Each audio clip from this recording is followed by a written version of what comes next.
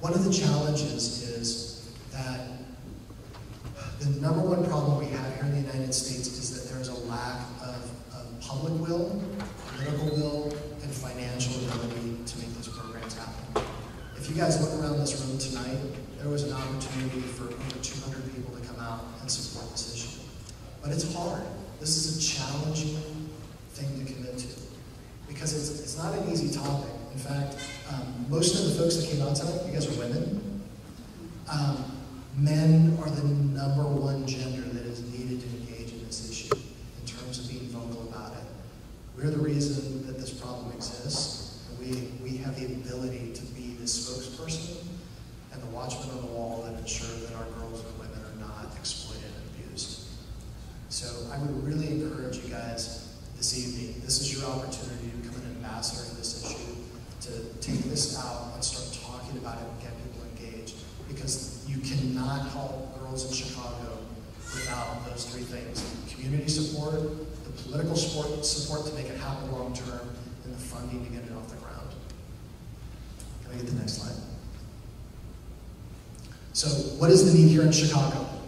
So we sat down, we talked to law enforcement, we talked to social service providers, we talked to a lot of different organizations that are working on this issue in the Chicago area as well as the state of Illinois.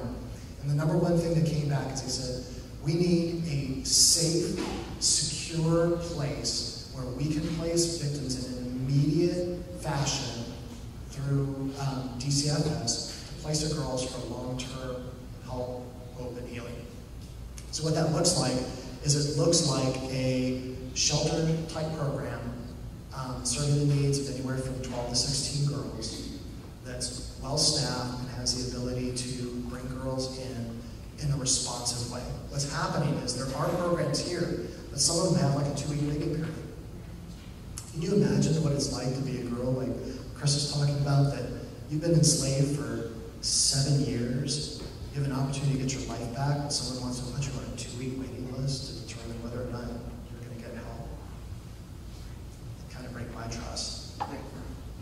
So in order to pull something like this off, now here's the hard part. You ever go to those timeshare meetings where they give you a pitch on how to have all the benefits? You get to use it any time of year, your friends can use it. The annual cost per year to help a child in the United States under the age of 18 for 1 year is anywhere from $65,000 to $80,000 per kid. Dun, dun, dun, dun. It's not an easy number. That's like Maserati territory. Like I'm like Toyota Corolla guy. So it's serious. Now let me level that back though. What do you think we're spending on these kids now, going in and out of foster care, in and out of psychiatric care, in and out of lockdown facilities, in and out of juvenile justice? You're spending a lot more than that now, and you're getting a zero result. Now we have an opportunity to create something as a community to come together and provide girls with the services that they need. And the spend is high, but the likelihood of success is also high. And I hate to sound cliche, but if we can make a difference in one life, that one life will impact someone else, I guarantee it. That's right. And so to create a place where you can bring in 10 girls, you can make a difference in 10 girls' lives. That's right. How amazing would that be for those girls to be able to speak into the other lives of survivors? I mean, all of us know when we're looking to buy an investment like a 401k, we don't want to talk to the guy who's like broke on food stamps. We want to talk to the guy who's invested and knows what he's doing. And so the same goes for survivors. Survivors, there's no integrity like talking to another survivor who's come through it. And so to be able to invest in a girl who's going to be able to get her feet back under her, get her heart back together again, and to be able to communicate the hope and healing that she's found for her own life and where her future is going, it's going to make a tremendous difference in the lives of other survivors here. Can I get the next slide? So tonight is just the beginning. This is just introduction to what potentially is needed. I know that we wanted to create some dialogue, and so I'm here, and I know Chris will come back up here. We'd love to answer questions or engage in the dialogue about this issue.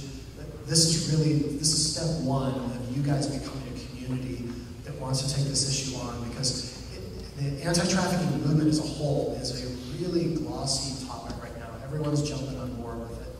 But at the end of the day, it's really about people. At the back end of this are real human beings that need real, tangible help.